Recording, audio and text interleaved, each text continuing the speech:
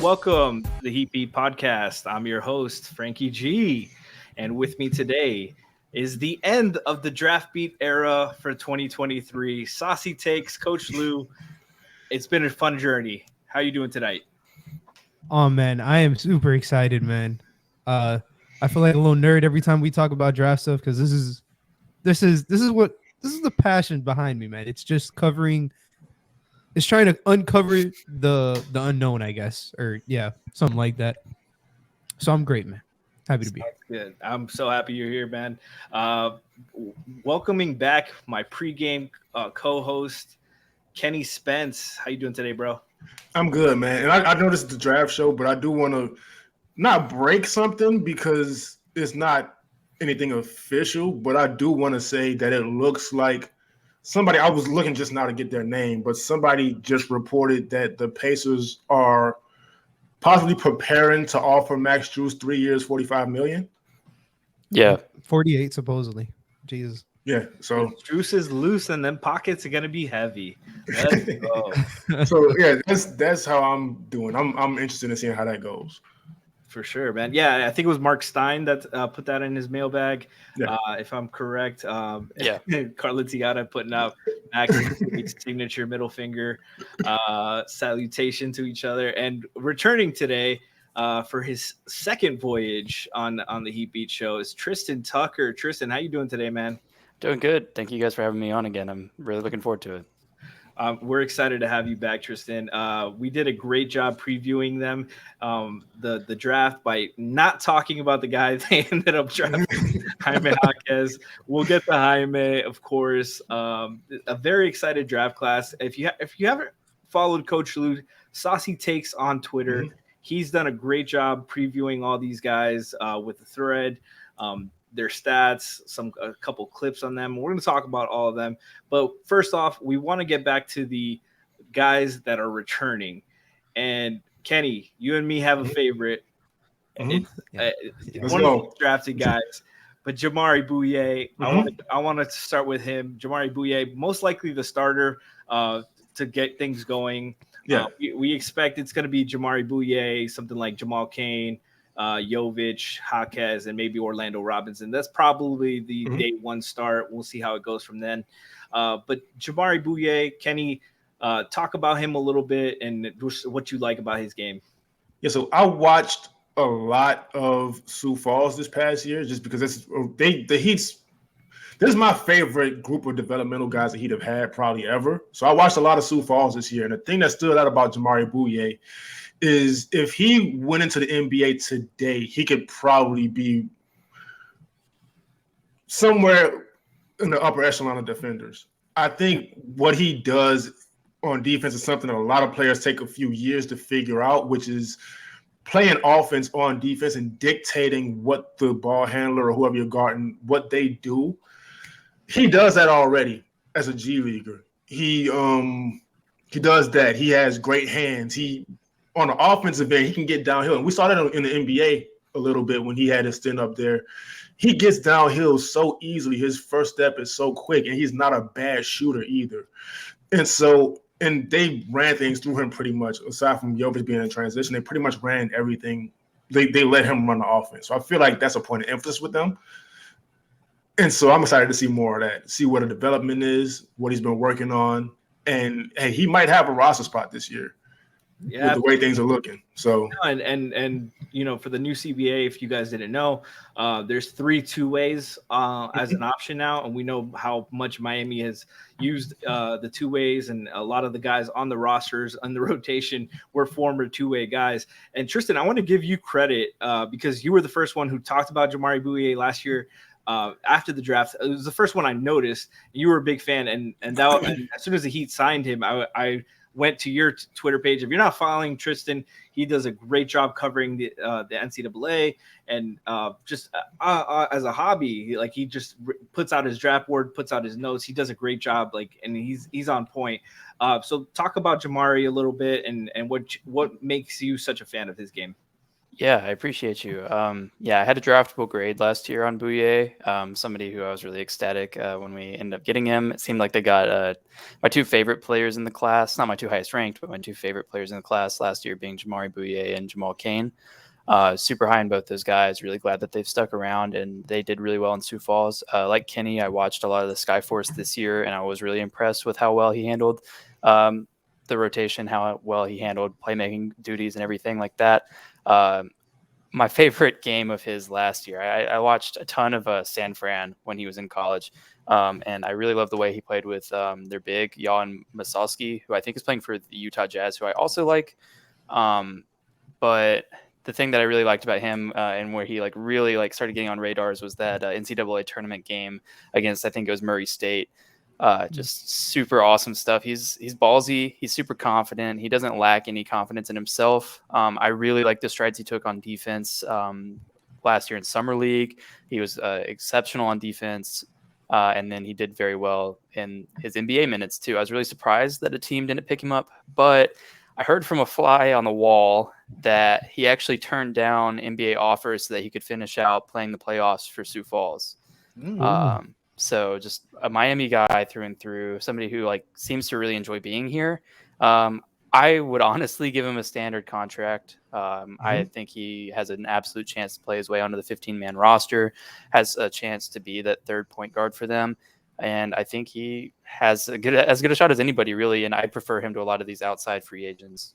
Oh, for sure. And we'll eventually get to a free agency preview pod, but it's bad. Oh God, it's bad. Like there's thrifting and there's the free agency market. Like it's so bad. Lou, I'm really interested in your take on Bouyea because we haven't really talked about him between us. So I'm curious what you like about him. No, yeah. So I like Bouyea more than one of the other guys that we're going to get to. Cain is still my favorite guy in terms of just his athleticism and what he can do. But Bouyea, man, he, much like Kenny said, he just knows where to be on defense. His ability to dig and recover. He was a very good shot blocker for being I don't even know how big he is. 6'2", like 6'2", 6'2" guard. Very, very long, very rangy. I think the biggest thing that comes down to him, not just being an end of rotation guy, but actually being end of roster guy, but being a rotation guy, is his willingness to shoot the 3-pointer. And that was at times when I was just a little bit frustrated with him. I'm curious to see how much he has improved that shot because like you guys have stated, his complete game is very good. He's good at getting to the rim. His playmaking isn't bad. He's actually very good assist to turnover ratio, even last year in the G League. And just curious, his willingness and his ability to make those threes are crucial for him to, get full-time ball handling duties as well as, some, basically run the two off ball while still playing, guarding ones on the other side. Yeah, what I was drawn to about him is not just his athleticism, it's his playmaking on both ends. He's really disruptive. Like you guys talked about his instincts blocking, but he made plays off on the help, digging, getting steals, getting deflections. And he did that in college. He did that in the summer league. He did that in Sioux Falls, and he did that in the pros. And the only concerns I have, like you mentioned, Lou, is about the shooting. He just has to be more of a willing shooter. He's a little bit too much of a catch and hold guy right now. And but I think he can definitely work on that.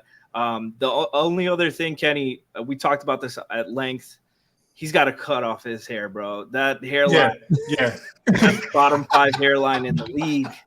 And he's like, what, 25 or something? Oh, he's 24. I could relate.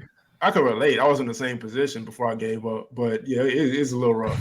He's got to be like the biggest hater in the league because it's pouring out of his poor hair follicles. Like I think bald Bouyea would be a menace on the court. No, but let's get into some of the other guys that we're excited to talk about. Let's talk briefly about Jamal Cain and Orlando Robinson. Kenny, I'll start with you again. just what did you see from them, and what do you want to see from them going forward this summer league? So Jamal Cain, it may seem like a little bit of a lazy comparison when kind of boxing him in with Caleb Martin a little bit, but he is sort of like that. I wouldn't say he has really any weaknesses or strengths necessarily. It's just his biggest strength is how hard he plays, his instincts, and he's an energy guy. Like he's an energy guy through and through. And so I think it's also productive. He can also score and do.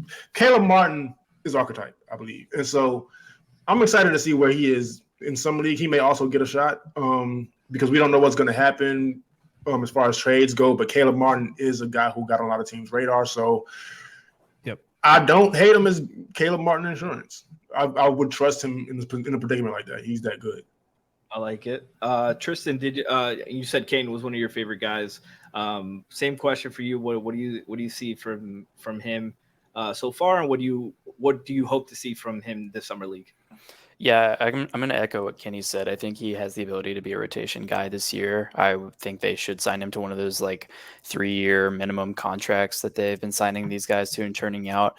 I trust him as a back end rotation piece, as an insurance plan. I think he's super bouncy, super athletic. I think those things really stood out to me when I was watching him at the Portsmouth Invitational last year. That's when he really got on my radar. I didn't really know a ton about him before then. I can't say I watched a ton of Oakland basketball.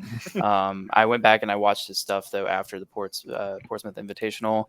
I was just super impressed by like him knowing his spots on the floor. He's very, very underrated defensively.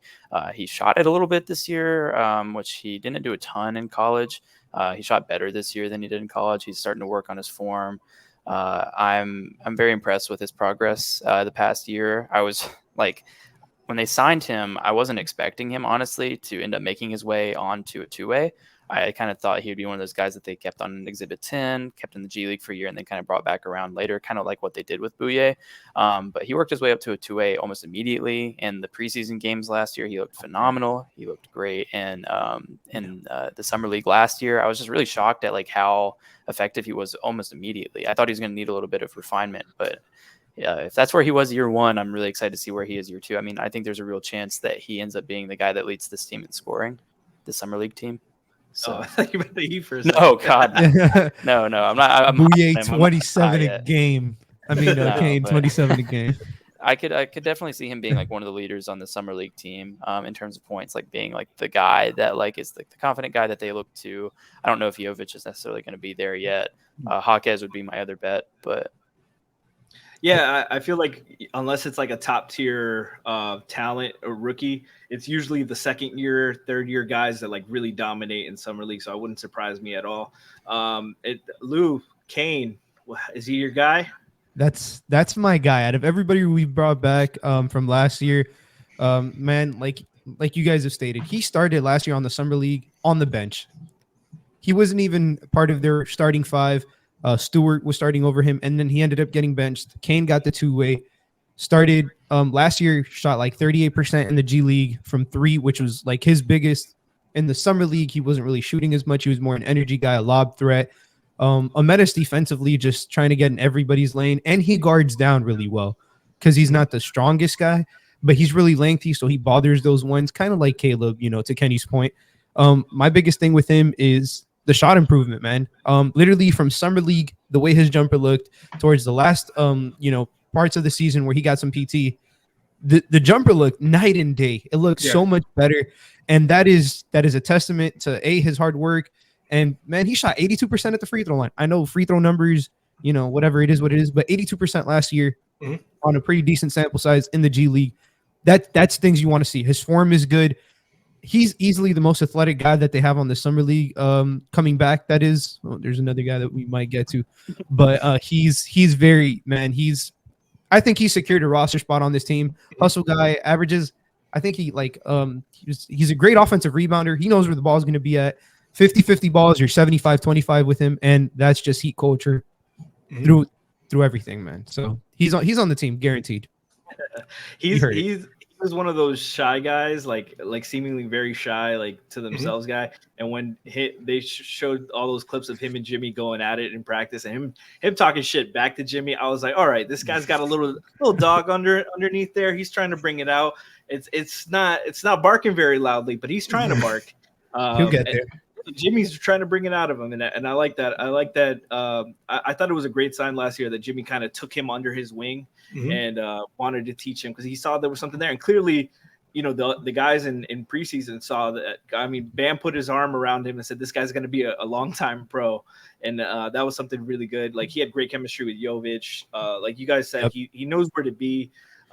He makes a lot of effort plays, and that's the easiest way to get on a Heat roster is work, know where you're supposed to be and play hard.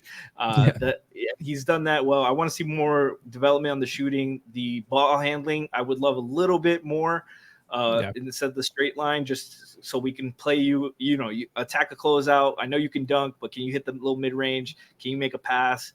Can you make those reads? That's going to determine his ceiling going forward. But I agree with you guys. I think Cain is able, and I think he's going to make the roster very soon. Let's talk about O-Dog. I wasn't the biggest fan of O-Dog, Orlando Robinson. I'm not a big fan of bigs that aren't very athletic and or overpowering size wise. And he did, and he played decently in the call up with the NBA, but in Sioux Falls he did well. But Kenny, what are you looking for from him this summer league? This summer league, so a lot of times in G League he looked dominant, but it's in a way sometimes I watch the broadcast and they'll just say like he can shoot too, he just doesn't. And that's really not the case. He's not a good shooter. So I wouldn't want Heat fans to hear that and believe that's the case. But what he does is he does rebound. He has incredible touch around the basket for somebody that young and that, I don't want to say low in their career, but in the G League, trying to get into the league, his touch around the basket is incredible. My only concern with him is that he's not quick necessarily. And so there's not a lot of scheme versatility as far as defensively. You're going to just kind of have to drop and have to deal with it. He is kind of awkward, like the comment says, but that's the thing that concerns me. But as far as his actual game, it can't be. He wouldn't have been worse than Cody Zeller. I'll put it that way. Yeah, that's hard to do. It's not a good bar. Tristan, I'm very curious about your thoughts on Orlando. I don't remember seeing much of your opinion on the timeline, so I would love for you to dive in right here. Yeah, that was for a reason. I'm not. I'm like you. You kind of took the words right out of my mouth. I'm not really a fan of that archetype of player. I mentioned it on the last pod. Centers that aren't really like uber athletic and or uber skilled. I just don't find like the rebounding archetype of big to be like one of the most valuable things that you can go out and get. I was a little bit irritated too that they let Drew Smith get out of the system that easily, because I think he's a really dominant defensive guard, a really good shot blocker for his size. He's going to be playing for a Brooklyn Summer League team, I believe. He was on a two-way with them. We had that like weird here we're going to waive Drew Smith and sign Robinson, and then we're going to waive Robinson and sign Smith. Orlando impressed me when he got his limited playing time, and I don't know if that's because I was so sick and tired of seeing Dwayne Dedmon get minutes. That's probably what it was. That's honestly like not even like joking. Like I think like what their alternatives were so bad that once you saw like a competent center and I mean, I'll always love Dedmon for what he did when he first joined the team. I thought what he provided at that time was immensely underrated, but I hate that his career with us ended the way that it did. But yeah, I just think that we hadn't seen a competent center in that spot for a little bit of time, competent playing time. And so I was impressed a little bit. But like you guys said, there's going to need to be some improvements from him in the summer league. I would like to see him be a little bit more comfortable with the ball in his hands even more. I'd like to see him like execute like DHOs. Like I would like to see him like setting more screens. I'd like to see him be like a little bit more just like all over the place. He seemed like he kind of lived in the paint, lived and died in the paint. I don't know. That's just not my type of player. It's fine if it is your type of player. I know a lot of Heat fans really, really like him. Again, I don't know if that's because like they saw something else in him that I'm not seeing, or if they saw Dwayne Dedmon play and they wanted somebody else get minutes at that spot. I don't know. I'm rooting for him. I mean, of course, I'm going to root for him. I don't want this to come across like I dislike him or I don't want him on the team. I'm definitely rooting for him. I think he seems like a high-level character guy, hard worker, and that's a Heat player through and through. And so I'll root for him, and I hope he makes the improvements that he needs to make, including, and I really hope like he starts to expand his range a little bit. Yes, absolutely. Lou, and we were diving in before the show about him. That wasn't very nice. Go ahead. Go be less nice than Tristan. No, man. So we were just talking about in general, like the backup situation in the NBA is so bad at the center position. So like, I guess he fits in, like respectfully, like he's very young and he does like he hustles, but like I just don't like bigs that on one end of the floor they don't really provide anything defensively. He has to always be in drop because he doesn't move his feet, but then at the same time he's not a good shot blocker or paint protector in drop. So it's kind of my biggest concern. And then on the offensive side of the ball, his touch is good, but he's a below the rim play. Like he doesn't catch lobs very well. And that personally, that bothers me how you're 7 feet tall and you can't, catch a lob and dunk it in one movement. But I guess he's going to be interesting. I kind of don't like many of the centers on this team right now in the summer league. So I'm curious. None of them are really his kind of style. So I'm curious to see what they do, man. I wish them the best, and I hope he, proves me wrong and is better than Dwayne Dedmon and Cody Zeller. Yeah, that's my biggest fear, that something happens and they have to bring Zeller back. I don't want to cover that. And Choppy Baby's absolutely right in the chat. They started showing with him, and it was very hit or miss. And I like that they experimented with it, but I just didn't think it was best for him, best suited. He's more of a drop big, but you guys all touched on it. I'm just not a fan of it. I hope he proves us wrong. I think we're all going to root for all these guys no matter what. Yeah. We're going to be wrong sometimes because it's the Heat Summer League program.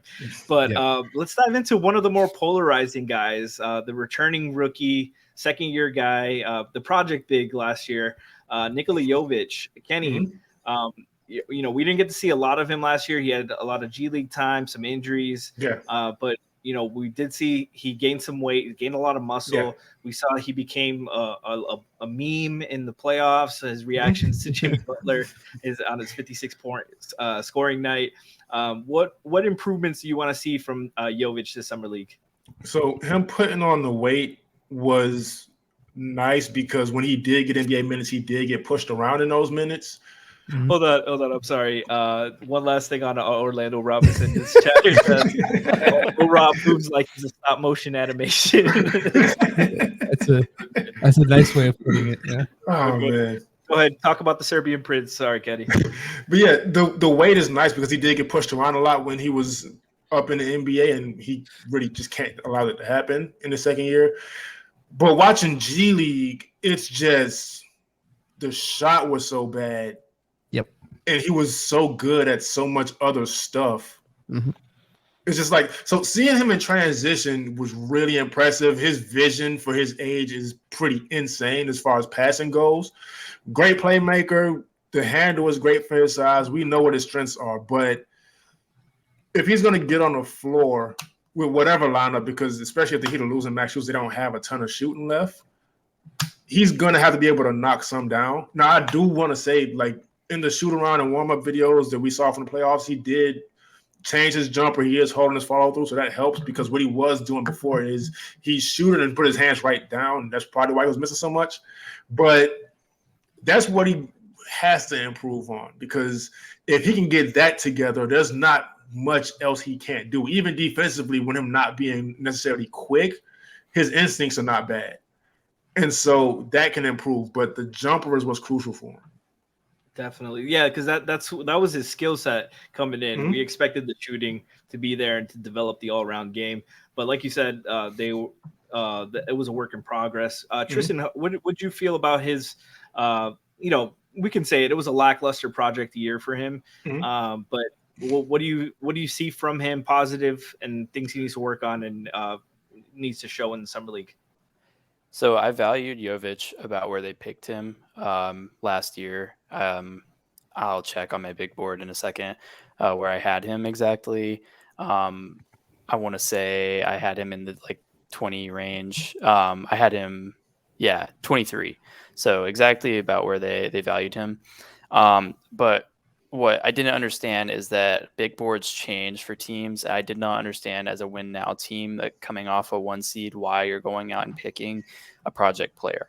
And I knew his first season was going to be a little rough, and a little rough is a really nice way of putting it. He had a really, really, really brutal season. I think he had high highs. I don't want to shortchange him. Like Kenny was saying, like his passing vision is very, very good, but he's also extremely turnover prone. He fumbles the ball a lot. He's awkward. He's still learning how to play with his size. He fouls the hell out of people. He's a turnstile on defense. It's just completely brutal on that end. I don't know if he'll ever be like a solid defender, but I'd like him to at least make some strides toward that. But the thing that makes him such an intriguing prospect is the offensive upside. It's the passing vision at what now 6'11". It is the ability to knock down shots, and hopefully, I hope to God that the jumper is fixed. There were some ugly misses last year. He had a really bad summer league last year, except for that one game, which kind of bolstered his averages. He had 20 something that one game. But the other games he was in single digits, I think. Just wasn't a good showing from him last year. Wasn't a good shooting performance from him last year. He was fouling the hell out of people. He was turning the ball over, and he carried that onto the G League. And then he missed so much time with the injury, which is always a risk with a guy like that. A tall guy that's still learning how to play with his size, kind of gawky, kind of skinny. Always is going to be a risk issue with that. So I'm hoping that he's all better from that. I would just like to see him play with a little bit more composure. I want the fouls and the turnovers to be cut down significantly. I don't care if he's making shots. I don't care if he's putting up numbers this summer league. I really don't. I'm not going to go out and expect him to put up 20 and 10 every game in summer league. I'm more so expecting him to all right, you had 5 fouls, 6 fouls, 7 fouls in summer league, because you can get up to 10, I think, in summer league. And he had some mighty ridiculous games. I actually have his game log from summer league pulled up. There were some really brutal showings. If you can get that down, that'd go a long way. Yeah, for sure. Lou, what about you? What did you feel about Jovic? Yeah, I think offensively, the key, like they said, is can he hit the three? Not just the three in general. I feel like he above the break three specifically, because if he projects as a 5 long term, or if he projects as a 4, right now he's kind of a tweener.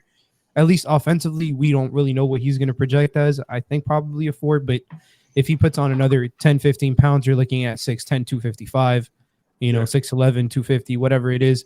That's typically a center build. Luckily, we have Bam Adebayo who can guard anybody. But just him, man, the 3-pointer, how consistent is it? The turnover prone. He's very turnover prone. Last year, he only shot 32% from above the break threes, which wasn't very good.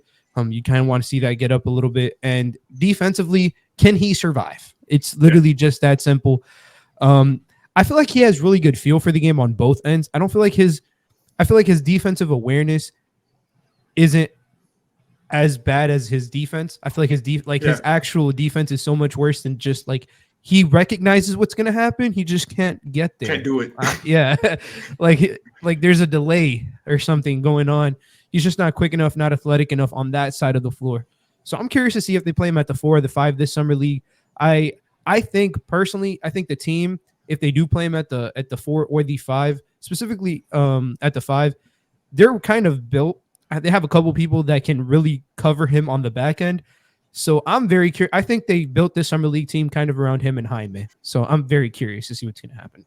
No, I love what you said about his feel for the game on both sides, because there was definitely flashes where he was in the right spot or he was going to the right spot. He just was a second slow. And in the NBA, like even preseason, summer league, like those athletes, your windows are going to be a lot tighter. So it's just about shortening those mistakes and just seeing that a lot quicker. I think that I was, Tristan, I know you said that you disagreed with the project. There were definitely guys I expected them to go. Somebody in the chat, Sandwich in the chat, mentioned a guy like EJ Liddell. That's the guy I really thought, me and Kenny really thought they were going to pick. But when you're in late first round, if you take a flyer on somebody like a project, I'm completely fine with it, because they had other safer picks that didn't go their way. Like the Precious pick, I think, was way worse than the Jovic pick. But I completely understand your logic, what you're saying there. But I just like the feel. I like the feel. I think his inexperience is a strength there, because for him to be, I think he's only started playing like 14, 15. He was a first round pick. He, played a little bit his first year, and, the sky's the limit. Obviously the floor is very low, but I like the feel, and the Heat talking about his work ethic openly is something that I really think they don't do a lot of, unless like the guy actually does it. Like they're not shy to drop little subtle hints about, white guy's an asshole in the background. But we don't really vibe with Justice, like stuff like that. Like they'll let that leak if they don't mind. But I'm encouraged by his work ethic. I hope he's the best he can be. I mean, but I definitely understand, like he needs to show growth, needs to show more actual feel for the game, like and the speed. Like he's a second year guy. I know he missed a lot of time with the injury, but he needs to show like he's a little bit more ahead of the speed this time around. And let's get into the rookie right now, Jaime Jaquez, Juan Wick, as Twitter likes to call him. Tristan, I'm going right to you right now, because we didn't talk about him. We barely talked about him, if any, for the draft preview. So I want to hear your thoughts on him and your thoughts on the selection. Yeah. I think the selection is fantastic. I think the fit is really strong. I wish I had bought in a little bit more into like, I kind of thought he was the guy that they would pick. I thought maybe Omax Prosper was going to be one of the guys that they looked at over him, or Chris Murray. Those were the two guys I was kind of thinking. And those guys went pretty much right after. AirPods was the other one that would have been like a reasonable pick there. But I figured they were going to target win now pieces. I mentioned last show, like Clowney probably would have been my pick, but like he, again, is one of those higher upside guys that maybe wouldn't step into a rotation right away. I completely respect this pick. I think Jaime is a way better defender than he gets credit for. I think he is an excellent decision maker. I love his ability, like, to get his shot off. He reminds me a lot of Jimmy Butler. I mean, I know that's been a point that's made ad nauseum, but it's true. I mean, the similarities are there in terms of how he gets his buckets. The turnaround jumper just looks so smooth, so clean. He gets to his spots really well, and he gets a shot off, and he gets it off confidently. He guards with his chest. He's just, I think he will be a good defender in the NBA. I don't buy this like talk about him being a bad defender. The upside obviously might not be extremely high, but you're talking about a guy that's going to step into a rotation right away. He's going to play minutes right away. And I mean, I feel confident about, like, if he was plugged into this last finals series, I'm confident he would have been able to give some good minutes, similar to a Christian Brown. And that's obviously what they were trying to emulate, is they wanted somebody who does all the little things, who works really hard, who busts his ass off.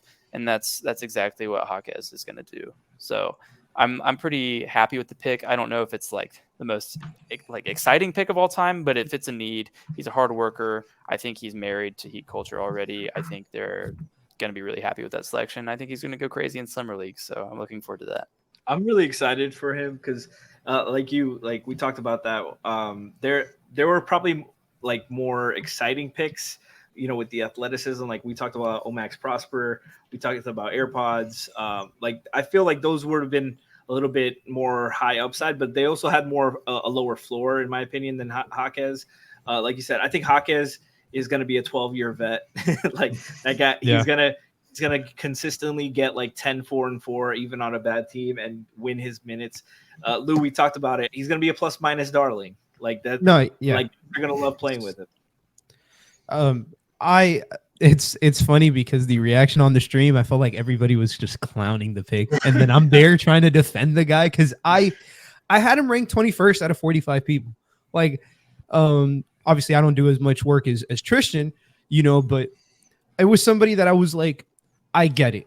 I completely get the fit. Like, I feel like they went in one direction with Jovic last year, and they got this far, and they couldn't play the first round pick. They're like, if that shit happens again, it's not going to be the case. Mm-hmm. I feel way more confident with him. Like, I think he's practically guaranteed a rotation spot. We'll see how many minutes he plays, and if he's even here, that's another discussion. But if he's here, I guarantee, he's guaranteed at least 15 to 20 minutes to start off the year, and depending on how he does. The biggest sticking point with him is his catch and shoot jumper. Just his style of game in general in college was, something that I don't think the Heat are going to let him do. ISO mid post, go get your own, and he has phenomenal footwork in the post. I found it funny that he himself stated like, "Oh, who do you study?" He said, "Oh, Luka's footwork," and obviously he's not fucking Luka. I wish he was, but you can see it. You can see it. He's very good at just using his body, leveraging ways to get the shot up, kind of like Tristan said, and he has insane feel for the game. Like, that was my biggest takeaway when I watched him. I was like, he just knows where to be. I don't know how he knows, but he knows. And off ball defensively, he is a menace. On ball, maybe has some question marks. I don't think he's that bad. I think he'll survive there, but just off ball, man, he is everywhere. He helps his team, and he wins, man. Like, you can tell he wins. The team loves him. There's so many stories about him playing with 2 bummed ankles, can't even walk up the rafters, and he's still going out there and giving them 39 minutes and willing the team, to try to get a victory. Heat culture through and through, and he's Hispanic, man. Come on, people are gonna love him, man. Like, it is what it is. No, the agenda. Yeah, I'm definitely concerned. Like, there's definitely things to be concerned about, but like you guys said, the tools are there. Like, he's gonna find a way to produce some way. I hope they don't limit him. Like they do. Sometimes what they do with rookies is they kind of put them too much in a box, and they want him to fit the role. Like, I liked what they did with Bam. Like, put him what he can do well. Let him do that and expand slowly. I think Jaquez is going to be a little bit more ready as a senior, got 4-year starter to contribute. But Kenny, I want you to dive in on it because we haven't really talked about him, and right. I want to see what you think about him. I really like the pick, but to Lou's point, I don't know how they're going to use him, but I'm looking forward to somebody to see what they attempt to at least have him work on. Because on one hand, I did see his film, and there was a lot of shot creating, and there's a lot of skill there. They may not necessarily need that, but looking back on how a lot of these games went, they might have to go to him sometimes.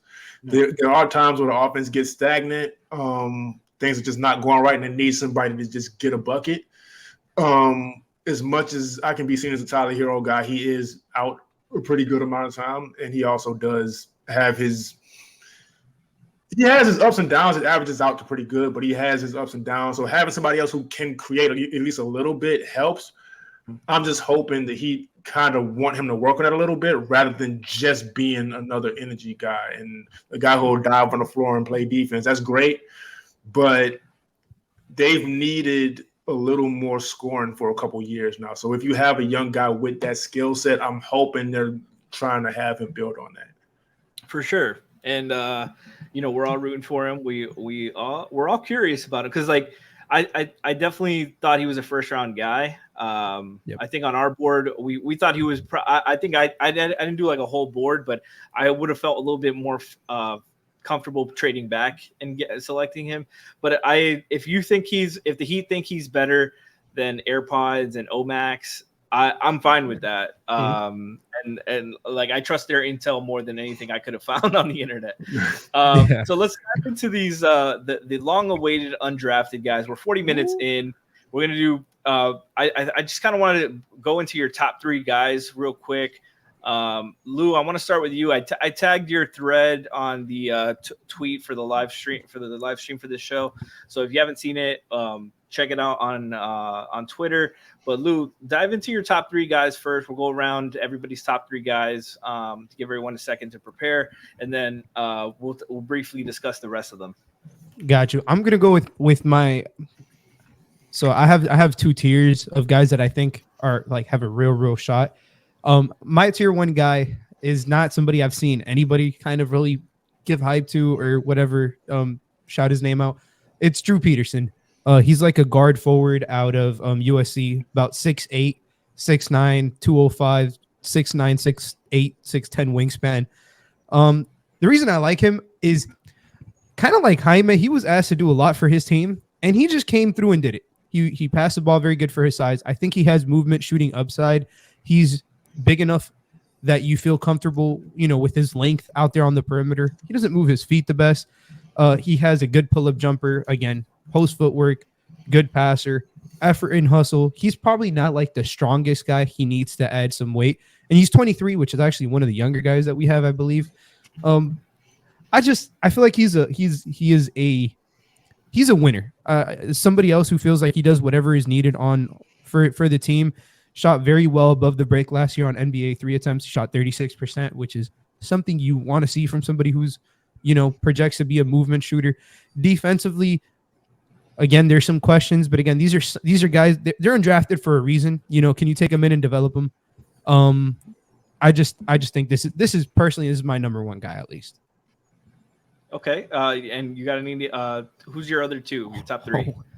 Oh man, we're going on through all 3. All right. This is super interesting because I'm gonna be completely transparent. I haven't had the time to look at the undrafted guys. So you go ahead and give your 3, and then Tristan can give his 3. We'll carry, Kenny. We'll carry. Yeah. You ask questions if you have any. Yeah. I guess I fought back and forth with this guy a lot with these 2 guys, but I'm gonna put Justin Powell at 2. Okay. I think his ability to shoot is special. Like there's literally no other way to put it. 6'6" guy. I think he's the best passer on the team, or he was prior to the Alonde signing at least. Somebody who, is fighting for that last spot. A little spoiler. But he's just very good. I feel my biggest intrigue with him, besides his playmaking and the ability that he's literally a freaking sniper, he shot 47.7% from the corner. Ridiculous. Shot 43% in general and 38% above the break. The guy can fucking shoot.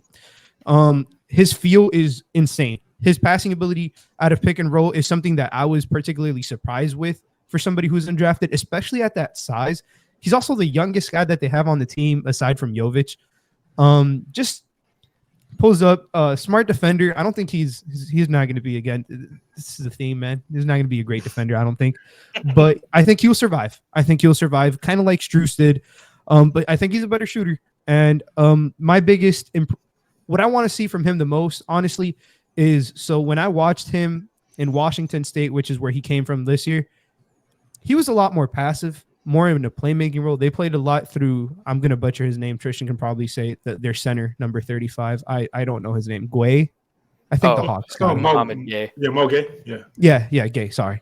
But yeah, him, they played a lot through him. He was kind of just, facilitating, doing his thing on the perimeter.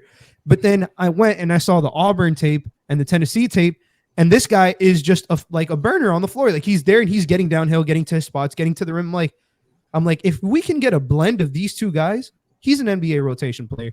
Further down the line, maybe this year, I'm curious. But yeah, that's my second guy. And I guess my third guy to finish it off, I'm gonna say somebody else just because I have a feeling I know who Tristan's guy is. It's gonna be Alonde William. Okay. Alonde William, I just saw him today. Maybe it's recency bias. The biggest intrigue with him is, so he came out last year. He played in the G League for the Nets. He's 24, 6'4", 205, 210 is kind of where he's been listed. In college, he really couldn't shoot. He was very bad. And last year he shot in the G League, shot 38%. His jumper looks a lot better. He wasn't really asked to facilitate, but in college he was a great playmaker and an insane finisher at the basket. Shot 62% in the paint this year. shot 66% in college on half court rim attempts, which is things you want to see out of a guard. If you're going to get there, I want you to finish.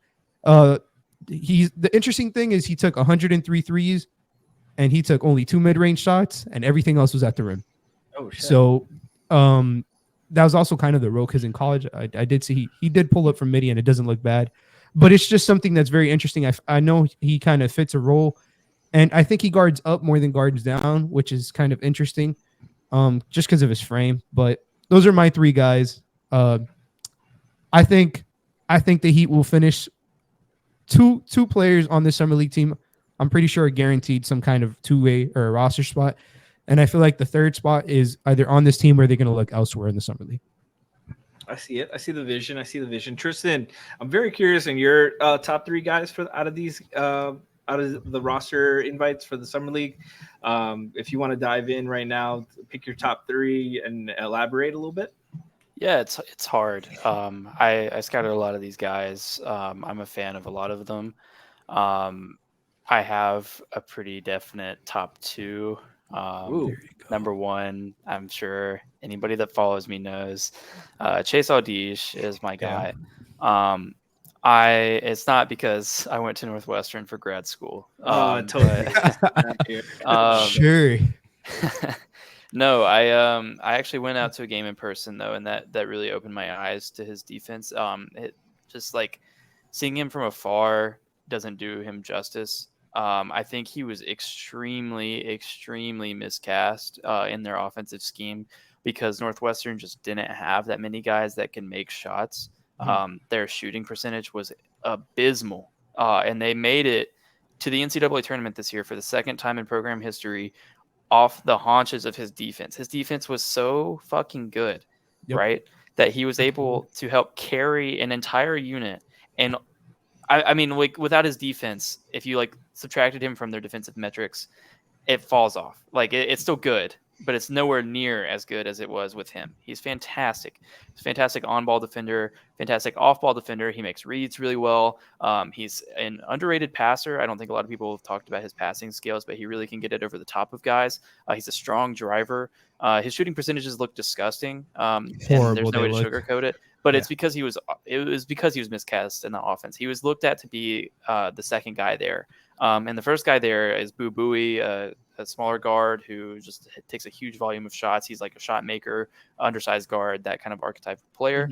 Audige was kind of cast in this role. And it's I'm not trying to insult the coach there, but I'm just saying they just had a lack of personnel at the end of the day in terms of shot makers. And he took a ton of shots, and they weren't good shots, but it was because he was asked to do it. When he got open, when he got good looks, he shot well. When he was taking smart shots, he shot well. And I think really like his offensive role is really going to be like finding space in lanes and driving to the basket. And in that way, given the defensive prowess and the way that he's able to drive with his shoulder to the basket, he reminds me a lot of Chris Dunn. And Chris Dunn is a guy who has kind of revived his career now with the Jazz, played really well with them last year. Somebody who's going to put up a ton of steals. He's going to be like the defensive box scorer darling. He averaged 2.5 steals per game in college. So yeah, definitely a huge fan of him. I'm a fan of Alondas Williams. That's the other guy that I'm really high on. I won't talk a ton about him, but I got to see him in person too. Just the way that he dictated the floor for Wake Forest was really impressive. He played with a guy that ended up being a first-round pick in Jake LaRavia last year. I was just super impressed with the way that he was able to stop and start. I thought that his ability to get to the basket was fucking awesome. He shot just under 70% at the rim, I think, which is fantastic for a guard of his size. Like you said, he improved the shot making a little bit from deep, a little bit outside, away from the rim in the G League. I just think that he's somebody that really buys into that mentality, that dog mentality. But he's also just an incredibly intelligent player. Both those guards really are. I'm really rooting for both of them to land on a 2-way. I think both of them have room to improve for sure. Like I said, with like Audige, like he's really got to work on the shot selection, make sure that it's not just like a coaching thing. Alondas, again, like has to make sure that he's staying consistent outside of the rim, but like his rim pressure is phenomenal. I also love the way that he kicks out to his teammates. I think this situation is tailor-made for him because you've got like 6 or 7 guys on this roster that are just going to be like shooting lights out this entire summer league. And I think if you can get somebody in the corner like Powell, I think the Powell Williams connection is going to look awesome. Like Powell's going to slide over into the corner and he's going to kick it out to him. It's going to look like slow motion. It's going to look like poetry in motion. I'm really excited to see it. And then a third guy, I could go with a number of guys. I like Drew Peterson a ton. That's probably who I would have picked. I got to see him at the elite camp. I was really, really impressed with the way he handled the ball. If you like how Jovic handles the ball, if you like how Jovic sees things, that's kind of how Peterson reads things, similar kind of style. Just a big-bodied guard. Another guy that I really like, who I was put onto by Draft Deeper, who I mentioned last time, is Patrick Gardner. A big man that can shoot. He's got a quick trigger too. Like that's a lot so of the problems fast with like the Myers Leonard redacted. Excuse me. It's they get the shots, but they take so damn long to shoot it. It doesn't even matter what if you shoot 40% if you could only get 2 of them up a game. But he's got a quick, legitimate release. Yeah. I think his release is fantastic. I was very intrigued that they started scouting some of these guys at like incredibly low level schools. Not insulting the schools, but just saying like it's Marist, man. I've never heard of that college. I've never heard of that. I have only heard of it because one of my classmates went there. I've only heard of it. You got to fill out the bracket. All right, I got the 64th team here, Marist.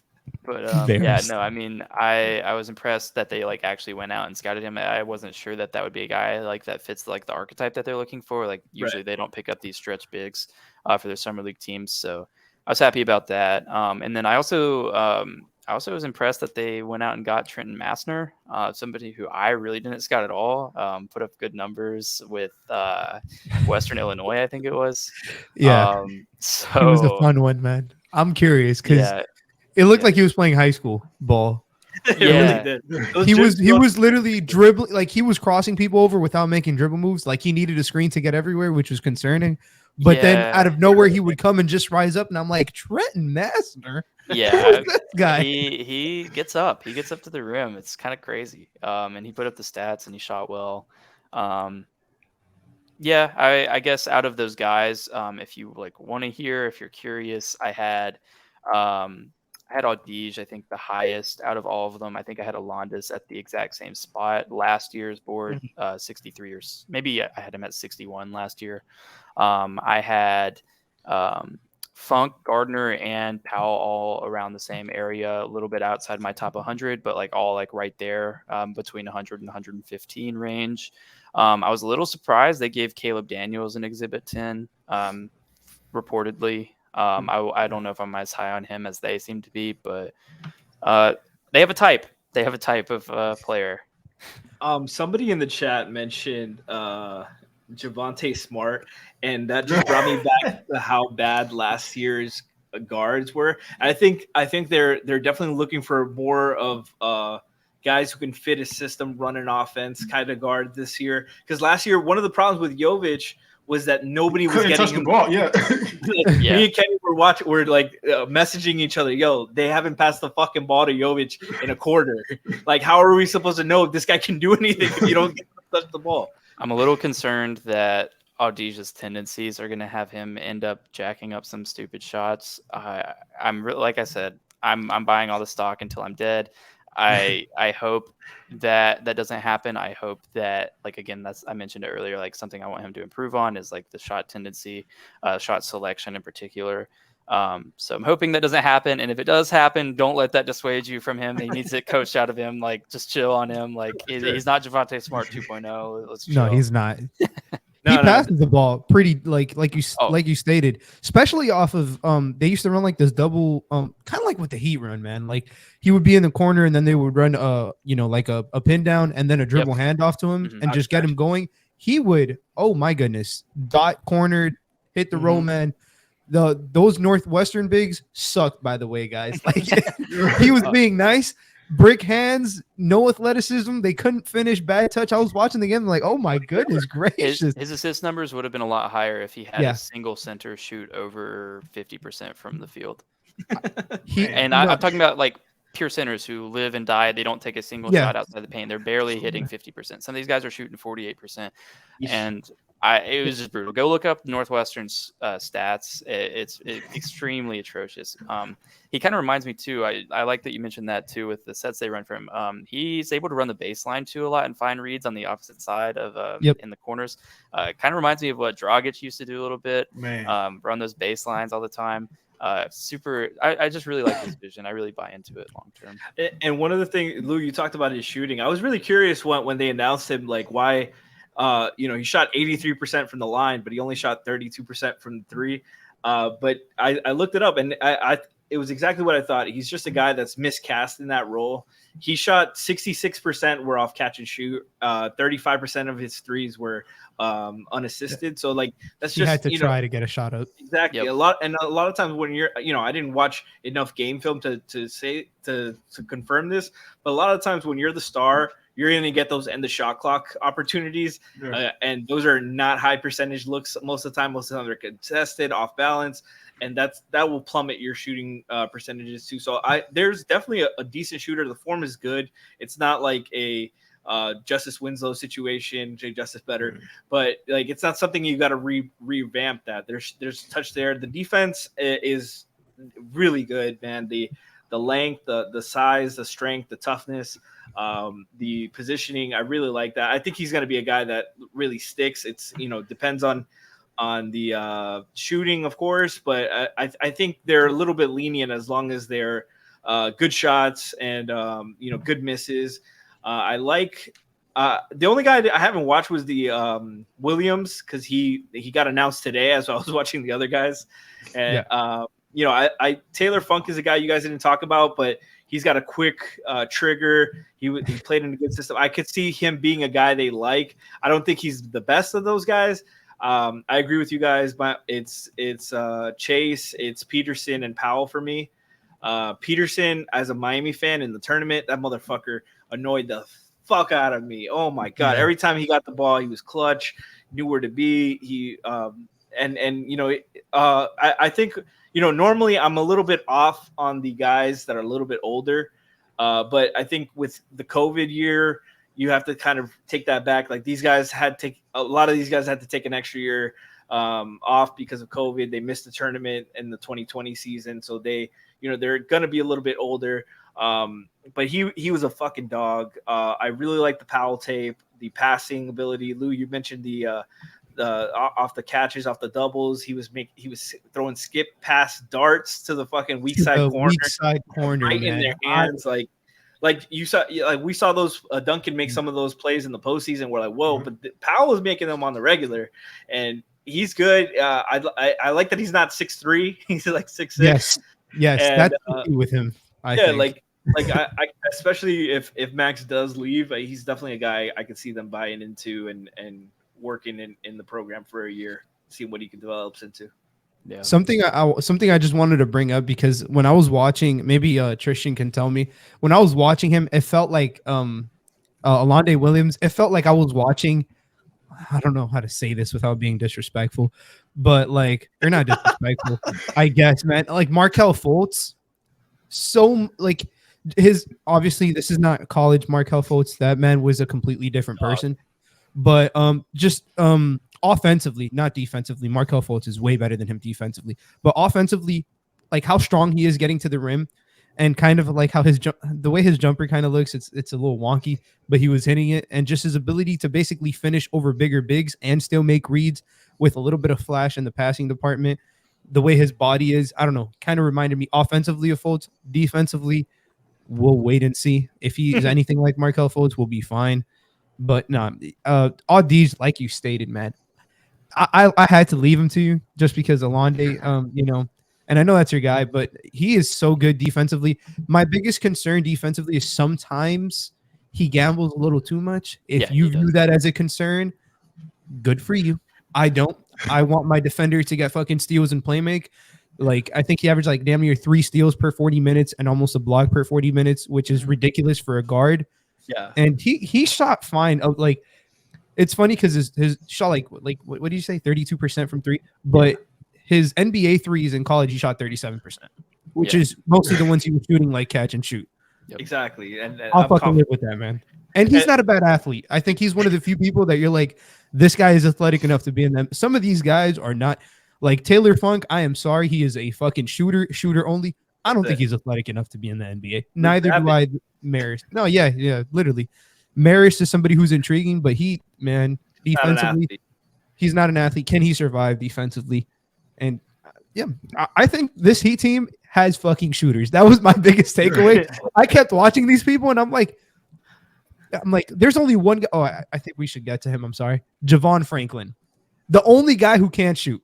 I feel like I think it's pretty safe to say. Oh, yeah, he was that hustle guy. Orlando Robinson can't shoot. I mean, he shoots better than him. This guy literally played for 4 years, attempted 13 threes in college, made 0 of them. This guy cannot shoot. He's 6'7", and he played center. 6'7", 215, not like 250. He's not Zion Williamson. He's a scrawny guy, and he is a fucking dog. I promise you that he will keep this guy. Maybe not he'll be in their G League, and they'll try to develop that jumper because defensively, some of his numbers were insane. He averaged 5 offensive rebounds per 40 minutes for a 6'7" player. He's a good passer. He's the best highlight reel out of any of the guys that I watched, at least. Like, he was just yamming on people, active, disruptive defensively. They played him in the middle of the zone, 2-3, like, you guard the paint, figure it out. And he was out there fighting for his life sometimes. The team sucked.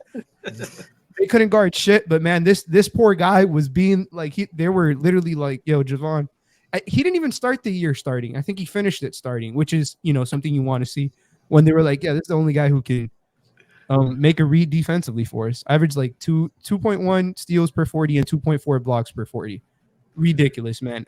Just ridiculous athlete. He's active. It's that's like the one thing I got to say about him. I every year I do this, I compile like just the most ridiculous prospects I can think of, and he was honestly somebody I didn't even think to rank.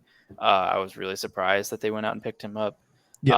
He was, I think, the only one that I didn't watch a good amount of tape on before the draft, out of like the guys that they picked up.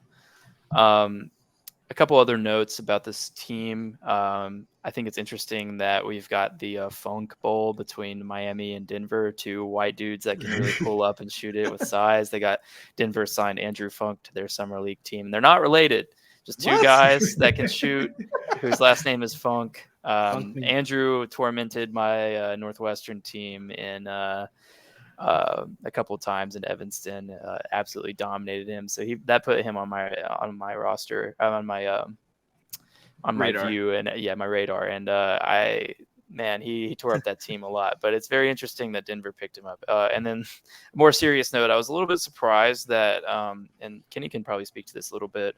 I was a little bit surprised that they didn't look to pick up DJ Stewart for their summer league team. They claimed him off waivers last year at the end of training camp. Like literally, I think the last day, just so they could get his G League rights. And to me, that signaled that they were going to either bring him onto a 2A at some point last season, or sign him like to a 10-day if they really needed to, kind of like how they did with Bouyea. He played well. Yeah, he played extremely well. He's somebody that's been in their system for a while now. Somebody that, got a little bit of NBA experience too, playing with San Antonio. I don't know if he appeared in a game with them. I think if he did, it was just like barely, but like I was a little surprised they didn't try and invite him back. So I'm curious where he lands, if maybe he has a 2A promise from a team, if he's going to even be playing summer league, if he's going overseas. I'm really intrigued into the reasons why he might not be playing for this team. And I know a lot of people also point to Marcus Garrett. I'm a little bit less surprised on that one, given how. Yeah, I can speak more on Marcus Garrett. I was on the Marcus Garrett train, and the injury he had was unfortunate. But I think the thing with him, it's just his skill set. And I watched this battle the whole time over the past couple of years. Jamari Bouyea is just a lot better than he is. Yeah. Yeah, for sure. And I can't even really say Marcus Garrett's a better defender than Bouyea either. which is with that being kind of Marcus Garrett's only thing, and Bouyea has the playmaking and getting downhill, and his offense is a lot more prepared for the next level.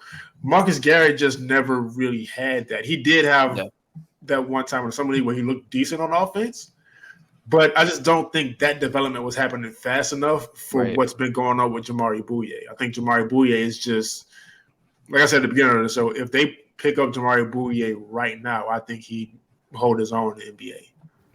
And, so, real quick on DJ Stewart, it looks like he's playing in the Dominican Republic, according to Eurobasket. That's probably why he's not on the Summer League roster right now. But I was really curious on that. Lou, I just want to touch on one thing. So, chat, full disclosure, we had a bunch of clips to show you, like visual of some of you guys, but technical difficulties. All of the clips got erased as soon as we tried to invite Kenny and Tristan onto the stream. So, Lou was talking about, Chase making bad gambles and stuff. Justin Powell's tape in the UCLA game was him abusing Jaime Jaquez for bad gamble after bad gamble.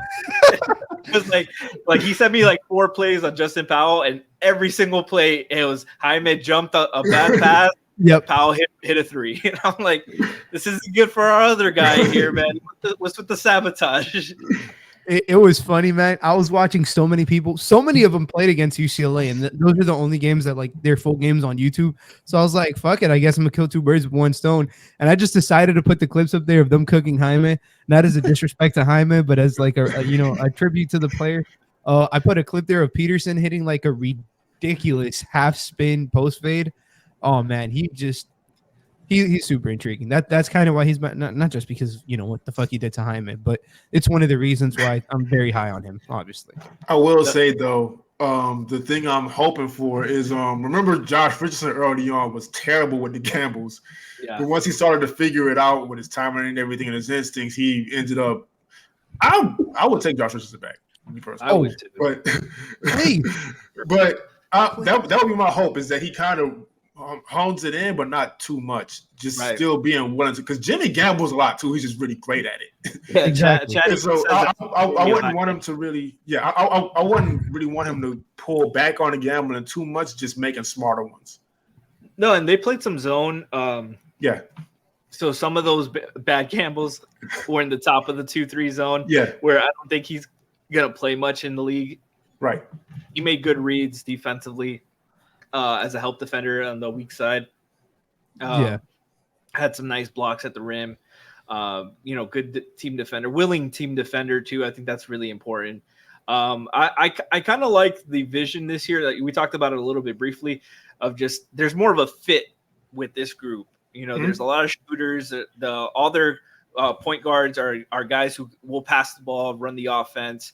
Yeah, they'll look for their own shot too, but they're not like hunting for their shot. They're moving the ball, running what they want to do. I'm really curious how they look. Any final thoughts, Lou, on, Summer League gets started on Monday, I believe it is. It's going to be a very exciting time. When we're talking about a lot of free agency and trade news, obviously, as well. But for us, like Heat nerds, this is our favorite, one of our favorite times of year as well. I love the fucking Summer League, man. I don't think people understand how much I like the Summer League. I like it better than some regular season games because you really just get to see like guys are literally fighting for their for their life. Some of these players are on their last leg, or this is their last chance, or they're just trying to put their name on a radar. Maybe not even for here, maybe for Europe, maybe for the G League, whatever it may be. But it's you can clearly tell sometimes the game's a little sloppy. They don't have a lot of time to prepare. But man, some of the guys that I've like my Summer League darlings or whatever over the years, even like non-Heat related, I'm glad I'm seeing them prosper. Shout out to you, Kenrich Williams. I will die on the hill. He will be in Miami Heat before he retires. But man, just this Summer League team is fucking exciting. I think this is the best mesh of players that they've put together, at least since I remember, way back when we used to, I think since play. Tyler's rookie year, they had a really competitive because it was him, Kendrick Nunn, and I think I was looking at that. That's a crazy Summer League team. Look at that. And if you notice, because Because remember, we talked earlier about how the Heat usually don't play rookies. Kendrick Nunn came in and started. Tyler Hero had a huge role to Duncan too. Yeah. I actually actively dislike that narrative because I just don't think it's true anymore. I think they if play Bo rookies. trusts you, he will fucking play you. Yeah. It's literally just that simple. Yeah. Like some of these guys weren't ready. Like Precious wasn't ready for the role that they put him in. That's a different discussion. But some of the, like Jovic wasn't ready to play. People were clamoring for him last year. He was not ready to play, man. Yeah. And just like the guys who worked, Tyler came in, he was ready to play. Mm-hmm. They gave him a role. Bam came in. I mean, it didn't matter if he was ready to play because Hassan Whiteside was on the roster, but he was going to get minutes regardless because Whiteside was fucking anyways. And just and these guys play. Duncan plays. Caleb last year, I know he wasn't a rookie, but he was off a fucking two-way. He plays. Strus played. Vincent played. Vincent was getting minutes over Nunn, and Nunn had just came off of 16 points per game as a rookie. And like I was like, please, more minutes for Gabe. Like they trust their guys, man. At the end of the day, they're gonna trust their guys. And I don't know if this is a bold statement. Jaime is probably the most NBA ready guy that they've drafted in a long fucking time. I agree. For sure. I think he's probably more ready than Bam was.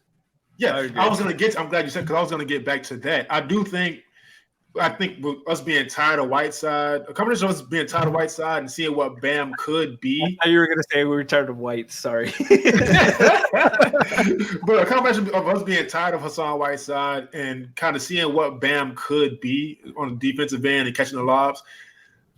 I went to Bam's first preseason game and a few games that season. Bam actually wasn't ready. He had a lot. I think he's gotten so good now that we kind of forget. The weaknesses were there. It wasn't just a shooting. If it wasn't a dunk, he wasn't making it around the basket. He defensively, yes, he was ready. Yes, he was catching some great lobs. But as an NBA player, I think Spo brought him on at the exact pace he needed to. Yes. I agree. My philosophy with Spo and rookies is that he tends to lean toward guys that are like rookie veterans. So guys that have either maybe played overseas or had like several years of college experience. And I think it is also pertaining to the role. So like Hero was asked to do a lot at Kentucky. And because of that, he was immediately able to step into a role at the NBA. Obviously, like Kentucky guards succeed at a higher rate than pretty much any position group at a single school in NBA history. Especially Pat Riley. Yeah. So Kaysen. Yeah. But I think it depends on the role. So with Jovic, it's like, okay, well, he's learning how to play new position. He's learning a lot of like skills. He's still developing. So he wasn't going to get a lot of playing time. Hero was asked to do a lot in college. He did get a lot of playing time. Kendrick Nunn had this experience. He had this G League experience. He was like a rookie veteran. He wasn't really like a rookie when he came in. Same with Rodney McGruder when he played. Rodney had played a few years, I think, at that point overseas. And he came in and was able to contribute immediately. Bam took a little bit longer. He took a little bit slower to bring along because his role wasn't as expanded in college. But he was still like ready to play. They let him play his role. And so like you guys talked about Jaime being the most ready NBA player that they've drafted. I agree with that wholeheartedly, and I think he's going to see serious minutes. I think he's primed to play the 4. I'm really excited to see that. Yes, thank you. He's more of a 4 than a 2. Some people were saying a 2 just because he's not fast enough. Yeah. He is not a 2. He will get shredded out there if he has to guard Devin Booker and some of those guys, man. Like leave him at the 4 off the ball. Let him make his reads off the ball. He'll be fine there. Find a dandy. You'll love him there. If you put him at the 2, you'll be clamoring for him to go to the bench. Yep. Yeah, it's more about developing his skill set and just being a connector on the floor. Like I still don't expect much from him this year, but if he can show improvement and be a solid 10, 15-minute guy when called upon, that's more than enough. Just keep improving. I would really like him to get more playing time in the G League that he wasn't really afforded last year. But just to wrap this up, guys, thank you guys all for joining us. Exciting time for Heat basketball because this is a real big turning point. Changes are happening this offseason, whether Mickey likes it or not. They have to happen.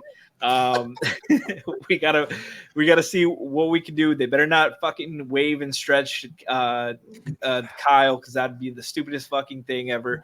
But these are some guys that we hope to see develop, and I think the summer league team is gonna be a lot of fun. It might not be Tyler Johnson catching an inbound lob, a buzzer beater from Justice Winslow fun, but who knows? I mean, Jamal Cain is a high flyer. They got some good passing. Jovic, I really want to see Jovic as an inbounder used more with his passing and his height.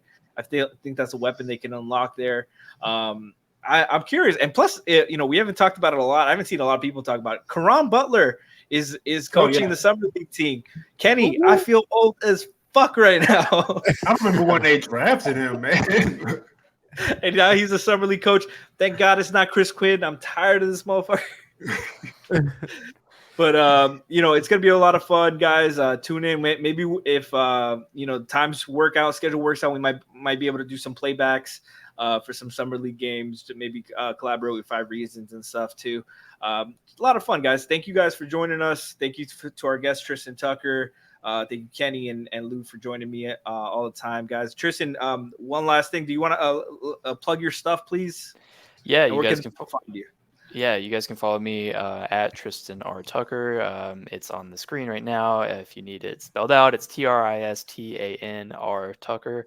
I'll be posting ad nauseum about Summer League, especially because, hey, if Miami whiffs in free agency, this might be the roster that we get opening day. These might be the guys surrounding Jimmy Butler. This is the help that Jimmy Butler is getting. Caleb Daniels is here.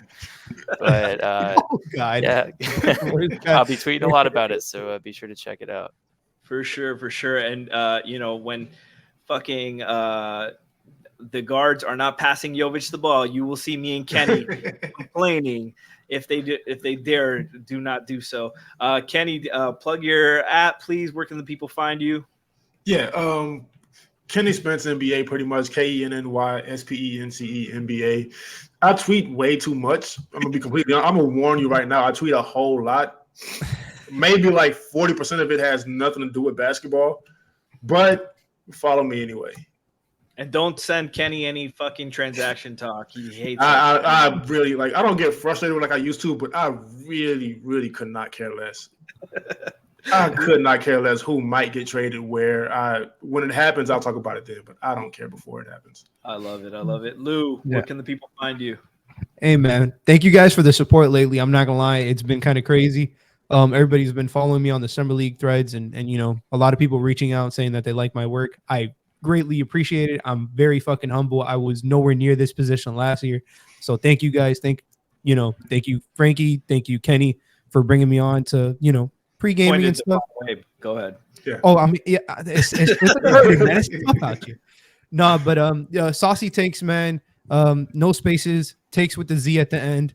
And hopefully we get some playbacks would be dope. So yes, sir. Chad said they had to unfollow Kenny. Opening those Mariah tweets that were too risky. Kenny, that's a nasty looking person, by the way. Those were the transactions Kenny is into. Nah, she looks disgusting. I'm not into that. Kenny, Shadow Monarch Big Blue is always asking where you at on pregame, and he misses you. He loves watching your work, bro. Shout out to him. And follow me, Franky G _ FRANKY G _ Chat says that Kenny has a healthy morning tweets. Kenny used to be way worse, like on Twitter. Oh my god, I had to when the first time. So I was the one who recommended Kenny on Heatbeat, and the first time they were going through your timeline, it was a battlefield. It was a battlefield. They're like, oh no, I've seen him go viral. He's got some great takes. He'll bring some great energy here. I'm like, and they're like, oh, what does Kenny talk about in this instance? I was like, oh. Can't defend that. Can't defend that. I've grown up, man. I've grown up a lot. Shout out to all you guys. Appreciate you guys joining us. This was a great show. Love talking hoops with all you guys. Thanks for joining us and enjoy the Heat offseason and some Miami Heat Summer League led by Caron Butler.